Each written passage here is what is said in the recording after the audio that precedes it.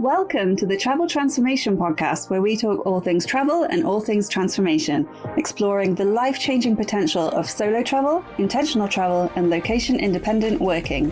Whether you're an aspiring digital nomad or simply wish to boost your confidence through epic travel experiences, I'm here to motivate and inspire you to go after all your wildest dreams. I'm Jessica Grace Coleman, author, certified travel coach, founder of the Travel Transformation Company, and your host for the Travel Transformation Podcast. Travel changed my life. Now let's change yours. You ready? Let's go. Welcome to the Travel Transformation Podcast, the podcast where we talk all things travel and all things transformation. I'm your host, Jess. This is going to be a quick solo episode called House Sitting and Pet Sitting, a Cheap Way to Travel. I just recorded this intro about 3 times because my mouth gets dry when I record these podcast episodes, so I'm constantly drinking water, and then as soon as I press record, my stomach goes boing. So yeah, I'm sure you needed to know that, but a little life update there for you. Anyway, what have I been up to recently? I went to London to see a show for my friend Vicky's birthday. We went to see Starlight Express, the one with the trains. It was its first week back after a 22-year absence, I believe, in London. And they built it in this big warehouse near Wembley Stadium. They had to sort of build a warehouse for it because if you don't know, the whole musical is about trains, but the trains are people on roller skates. And the track sort of goes all around the audience, so you can't really do it in a normal theatre. So they've created this amazing warehouse. When you go in, it's very much sort of disco-tron, like disco balls everywhere, neon lights. The whole thing is very, very cool. There's a bar there, and we were sitting in the back, not too far from the booth with the, the light and sound engineers and stuff, all the things they do. I'm pretending I understand it. Andrew Lloyd Webber walked past us, and it's him who wrote the musical. And he was there for the whole first half, checking everything was going okay, I assume, which was cool to see because the guy is obviously very famous, very rich. He's been doing this a long time. This show has been revived after however many years, 22, I think, like I said. And, he could pay someone else to go and do that, to just check everything's okay and report back to him.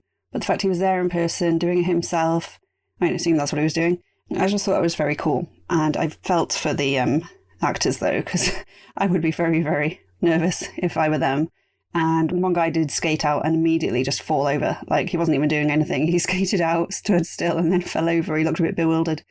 And I assume he knew that Andrew Lloyd Webber was there and was a bit nervous and I would be kicking myself if I did that. Anyway, very, very good show. So impressive. These guys go through 12 weeks of skate boot camp. Like, they're singers, actors, dancers, not skaters when they start this. And by the end of it, they are doing ridiculous amounts of skating and singing really loudly and amazingly while skating up these ramps. It's just incredible. Anyway, that was a massive tangent, but I thought I'd add a little life update. It was very cool. We had some Japanese food as well. It was lovely. But this episode is about house sitting and pet sitting, which I have done quite a lot of over the years. And I just did one recently with my friend Caitlin, who flew over from New Jersey, and we had about 10 days house sitting in a little place called Wicken near Ely, which is near Cambridge. And we were looking after 3 dogs and a cat. So Koshka the cat, and the dogs, who were amazing: Mario, the golden doodle, his mom, Poppy, the golden retriever, and then little Isla, this little Norfolk terrier. Very, very cute. Lovely house, lovely big country house with a lovely garden, and it backed out onto the fens, so Wicken Fen. If you know that area, it's a National Trust area. Very, very pretty. You can walk along the canal. Lovely village, lovely local pub, all very British. And yeah, it's a really interesting way of travelling because you can do this all over the world. And there are some people who solely do this, like they may have to go to hotels in between if they haven't got things lined up. But, there are some people who just don't have a base and they just house sit their way around the world. So I thought I'd do a quick episode on it. So the past house sits I've done, I signed up to a house sit site called TrustedHousesitters.com, which is the main one. There are other ones.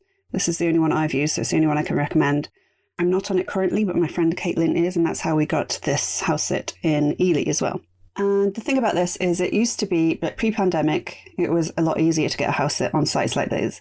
Since the pandemic, since there are a lot more remote workers and a lot more people looking at how they can travel and work, have that kind of lifestyle, it is a lot more competitive. So you do end up having to apply to quite a few before you get anywhere. But the good thing is if you do find one and, you get on and everything's good, then they might invite you back if they go away in the future and stuff like that. If you want to, keep going back to the same places if you're traveling while house sitting. And yeah, so before, pre-pandemic, I joined the site. It was actually house sitting Cambridge again, but more in the actual city. And I sat a lovely black lab called Dexter. It was a couple, English guy, a Canadian lady, and they were going back to Canada for a couple of weeks to visit her family. And I, stayed in their house, looked after their dog, all the walking, all that good stuff. There might be plants to water, there might be bins to put out and get in, there might be posts to collect, just the normal everyday stuff. I've also done house sitting for lots of friends and family. So I've looked after my friend Susie's cats. I've looked after my friend Ruth's cat Marble. I'm doing that again next month. I'm looking after my friend Laura's dog, Albert. I've looked after Fudge and Puddles, lovely dogs, friends of my brother. My parents' neighbours used to have a black lab called Buster. Sadly, no longer with this, but I looked after him. I've done podcast episodes in the past where last year I looked after Mr. B, lovely cat in Zurich, in Switzerland, who is sadly no longer with us either. And my friend Evelina, she's actually been on the podcast as well. That's episode 18, if you want to go back and check out that podcast episode. You can go back to traveltransformationcoach.com/18, the numbers. So I looked after Mr. B for a month, which was really cool. Then Wicken, which is the one I mentioned before with my friend Caitlin. So you can go on your own, you can do it with a friend. If you're with a couple, partner, great. If there's lots and lots of animals, I'd recommend going with someone else because it can be a lot of work. It can be a lot of stuff to do. And if you're working as well, then it can be a lot, which I'll go into the pros and cons in a minute. But I mean, it is a very, very good idea if you don't mind the responsibility of looking after animals. And there is some house sitting where there are no animals, like people just want to know that there are people in that house when they're away for peace of mind, if they're worried about burglars, if they've got house plants and, other stuff that needs sorting, if they need to be there for, builders or whoever's going to come and do stuff to the house. That might be a reason to get someone in when they don't have pets. But I am a huge animal lover, so I prefer ones with pets. My voice is going very raspy, but I don't want to keep drinking water because my stomach keeps doing the annoying gargling sound. Anyway, so what are the pros of house sits? For one thing, it's free accommodation, which is good if you're traveling. Like if you're a nomad, you're going from place to place, you want to save money. Maybe you're spending money on hotels, Airbnbs, co-livings, hostels, all that kind of stuff. But you want to save money for a month or two. You might want to go and do some house sitting for a bit. Now, when it comes to money, it depends on the person. If you're going through trustedhousesitters.com, you actually pay to be a member of trustedhousesitters.com. I don't think it's that much.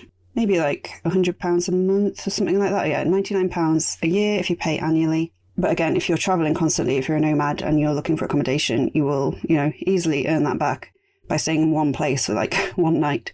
And that's a reason why Trusted Houses is trusted, because you don't just get random people on there. You get people who are paying, who are actually looking for places. They're not going to waste people's time. You can create profiles, put reviews on there and everything, which I'll talk about in a minute. But a lot of house sitting on Trusted House Sitters is free. So there's no money exchanging hands. You don't get paid to go there. You don't pay them to stay there. Sometimes you can get paid ones. If you're doing it for family and friends and stuff, they might pay you. I'd say the norm on Trusted House Sitters is that there's no money exchanging hands, but that's just been my experience. Family and friends, they might pay you. Maybe they'll provide food or the basics, leave you a bottle of wine, something like that. So what are the pros? It's a change of scenery. Even if you're not traveling, you just want to get away for a bit, but you don't want to fork out for an Airbnb for a week or two. It's a really good idea. You can get some really nice houses. You can obviously get some normal houses as well. But, you can go and get a house in Italy with like a big pool and, amazing grounds and all that kind of stuff. Obviously, those are going to have more people applying to them.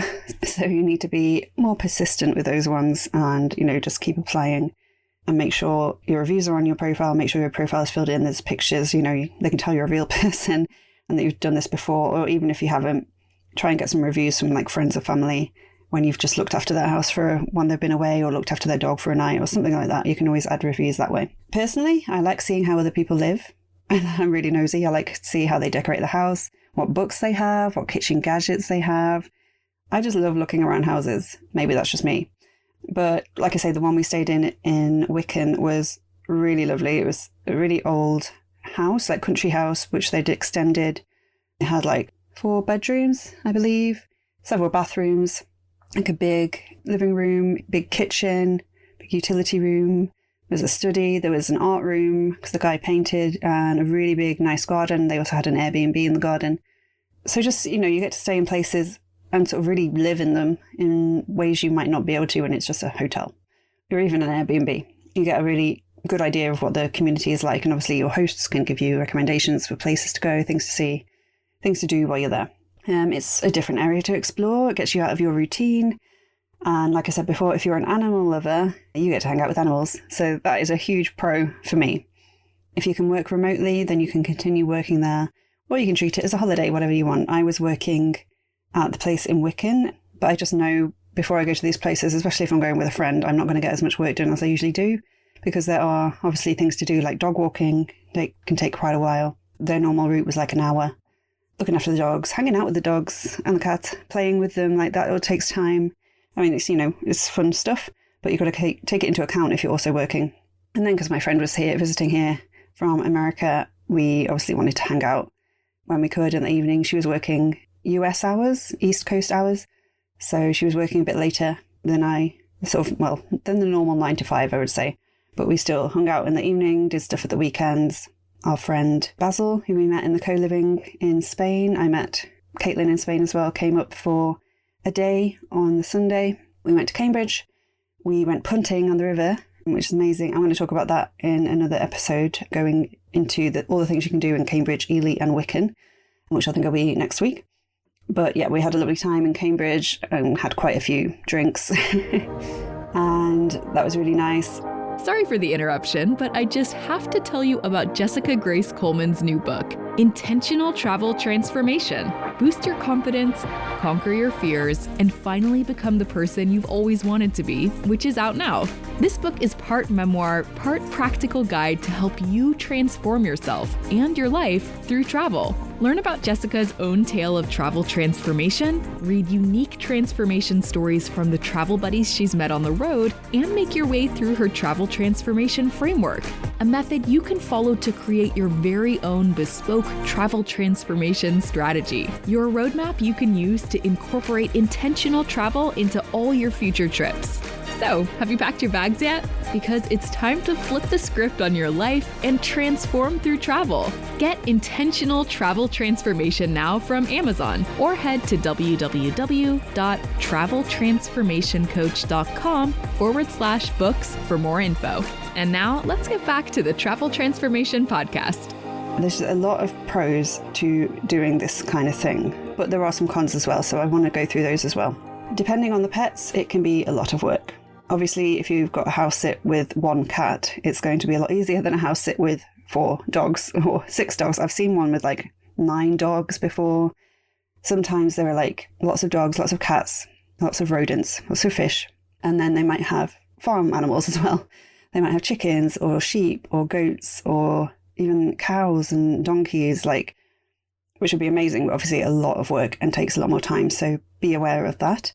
It's also a big level of responsibility. Obviously, for some people, their pets are like their family, and it can be stressful making sure they're all okay, dealing with anything bad that might happen, talking back and forth with the people who are away on holiday, asking them questions, telling them everything's fine, hopefully, all that kind of stuff. And it can be hard, say, if the animal's old or ill or becomes ill when you're looking after them and you have to take them to the vets, or there is sort of stress around it. If you already have your own pets and you're used to looking after them, it might not be as stressful, but if you're not used to it, it can be sort of a lot of responsibility. And as I said before, if you are working while you're there and you have to do all the duties like looking after the pets, dog walks, watering plants, gardening, anything else they might want doing, it can be a lot. And socializing. Obviously, if you do have your own house and your own pets and you need to sort someone to look after them while you're away, then it might not be worth it unless it's your actual holiday and you want to go somewhere different, maybe a different country, in which case it will totally be worth it. And again, if you're there on holiday, if you're going to house sit because you want to have a holiday away from your home, it might not feel as much like a holiday if there's lots to do, especially if the animals have their own schedule, if they're used to getting up at 6 a.m. or something like that, and they let you know that they need to get up and go out and be fed and stuff, then you might not be able to have any leisurely lie-ins like you might want to do when you're on holiday. So there's always that to think about. You're basically on someone else's schedule. And a lot of the time, the animals will let you know by meowing at you or barking at you or scratching at the door, that kind of thing. Another thing I thought of was sometimes it can be a bit weird living in someone else's space just because all their stuff's everywhere. And if the house isn't super nice or comfy, I've been lucky I've had really nice houses to stay in while I've been looking after pets. But if it's not super clean or comfortable, then you might wish you'd just gone and got an Airbnb instead. And another big thing is that it's not necessarily guaranteed. So the person who owns the house, their plans might change. They might decide not to go away. They might go away and they decide to come back early. And you might have already booked leave or transport or made plans around it, especially if it's in a different country. But again, this can happen with Airbnbs. People can cancel on you, stuff like that. So you might end up booking a hotel or an Airbnb instead anyway. Just bear in mind that cancellations can happen. And as I said before, since COVID, a lot more people are working remotely while traveling, so house sitting has become a lot more competitive. There are so many more people applying for each sit these days than there were in the past, so you might have to apply to quite a few before you get anywhere. But then the more you do and the more reviews you get, the easier it is to get sits, and like I said, you might strike up a relationship with one house owner and become their go-to sitter whenever they go away in the future, which is great if you like the house, obviously, and you like the area and you like the pets. So how does it work? Well, if it's word of mouth or a recommendation, they're usually fairly easy to organise. For trusted house sitters, again, it depends on each individual person, but the process usually goes something like this. So you pay to join Trusted Housesitters, which I said starts from £99 a year, which is worth it even if you just get a few days accommodation out of it. You create your profile, you add as much information as possible, and if you have any reviews from past sits, you can add those. Again, like I said, if you don't have any to start with, any official ones, you can get ones from friends and family who you've helped out in the past. You can also link your Airbnb profile to your Trusted Housesitters profile so they can read your Airbnb reviews as well. So as long as you don't trash every Airbnb you go to, you've probably got some good reviews on there if you use it. So that's another good way of getting around it if you haven't got any official house sitting reviews yet. So you can then search for sits in certain areas, for certain dates, other criteria, and then you can apply to each sit. You send them a message telling them why you think you'd be a good fit. The people will read your message, they will check out your profile, and if they're interested, they'll let you know, and they'll usually set up a meeting. So these days, they can mostly be done via Zoom or FaceTime, but sometimes they will want to meet up in person, which I totally get because it's their family they want you to look after. Obviously, that's not always feasible, especially if you live nowhere near there, especially if you live in a different country, and if you don't have the time to take like a whole day out of your busy schedule to go and have a quick meeting with them. So most of the time it will be a video call, at least initially. Get to know you. They can ask any questions they might have. You can ask them any questions you might have. They might show you around the house, show you the pets on the video call, and talk you through some things. Then it's common to go down the night before, if you haven't been able to meet up with them previously, just to meet them in person. You can go over instructions, ask any more questions, meet the dogs. They might take you on a walk to show you where they usually go. That's happened to me a few times, which is good. And for the sit I mentioned before, we went there the night before. They cooked us dinner, we unpacked, we went to the local pub for a drink, went on the walk, and it was all really nice. Obviously, you can use your Trusted House Sitters profile to list your own house and house sit as well if you want to go away and get people to sit in for your pets. So you could do like an exchange. And the people are legit, as I said, because they've paid to be a member. They've put skin in the game, and you can read their reviews and testimonials and all that stuff. So what should you look for in a house sit? This is what I look for. First of all, location. Where do you want to go? If you have an idea of a place, a certain place, or just the type of place, like a countryside house or a townhouse, you maybe want to be in a big city. Maybe there's a place you've always wanted to visit, but you didn't want to fork out for the accommodation. You could look there. So many places, like I say, worldwide, you can find them. Then the animals. So what kind and how many will you be able to look after? And as I said, this can depend on if you're on your own or if you're with someone else who can share the load. Look at what types of animals. They usually list their ages. They will list how many walks they need, how long, feeding schedules, anything else about the animals you need to know so you can have a look. And as I said, you might not want to look after, super, super old animals if you're worried that they might sadly pass away while the owners are away, because it's not happened to me, but I can imagine it just being a terrible situation all around. So maybe that's something to consider as well. Then look at the surrounding area. They will tell you sort of a vague location on a map and then they'll obviously give you the address if you decide to go ahead with the sit. So do you want to be able to go on countryside walks? Do you need to be close to certain shops, like a grocery store, supermarket? Do you have a car? That's really important, because the place we stayed at in Wicken, there is not a great deal of public transport. Ubers weren't really a thing. There were taxis, but it was pretty pricey. I had my car, so I could drive us most places, apart from when we went drinking. We got a taxi and then the train. But if you don't have a car, definitely look at the location, read the information that people give you about their house and the local area, and see if you can easily get to shops. See if you can easily get to a local pub, if that's your kind of thing. I usually look if there's a local pub. Or if you're in the middle of a town, city centre, that won't matter too much. The type of house, do you want to stay in a big house because you live in a tiny apartment, or vice versa? They usually put lots of pictures of the house in the listing. If they don't, or if they only put pictures of the outside, then I usually get a bit wary, because I'm like, oh, what's the inside like? They don't want to show it. But you can always, request pictures, I guess, if they don't have them. Look at the garden or the outdoor space. Maybe you live in a flat and you don't have any outside space, in which case it might be nice to get a house with a big garden, that kind of thing. And then work. If you'll be working when you're there, be sure to ask about their internet connection, their Wi-Fi speed, and if they have anywhere comfortable to sit and work. So like a desk, an office chair, an office, kitchen table, good office chairs if you need that for your back. I do usually. And yeah, just make sure they know that you'll be working while you're there, because then they probably won't lie about the internet speed if they know you're reliant on it for doing meetings and all that kind of stuff. So yeah, I just had to pause it again because my elbow cracked really loudly. Like, what is it when I try and record these podcast episodes? I'm just making all kinds of weird noises. Anyway, yes, so overall, I think house sitting, pet sitting is a great experience. It's amazing. You get to hang out with really cool animals. It's a unique way of traveling around and seeing new places and meeting new people, like the hosts you meet or the neighbours. And I think it can be really fun as well, especially if you do it with a friend or a partner or whatever, as a family. Highly recommended. As I said, the site that I have used in the past and that my friend used to get this sit that we went to a few weeks ago is Trusted Housesitters. So that's trustedhousesitters.com, and I'll put the link in the show notes as well. Let me know if you have your own house sitting, pet sitting stories. You can email me at info@traveltransformationcoach.com or DM me on Instagram at traveltransformationcoach. That is it for this week. Next week, I'll tell you all about Cambridge, Ely and Wicken and the things we got up to while we were there. And until then, I'll catch you on the flip side. Thank you for listening to the Travel Transformation Podcast with me, Jessica Grace Coleman. If you enjoyed this episode, I would really appreciate it if you could please subscribe, rate and review, and spread the word, because it's my mission to help as many people as possible to flip the script on their lives and transform through travel.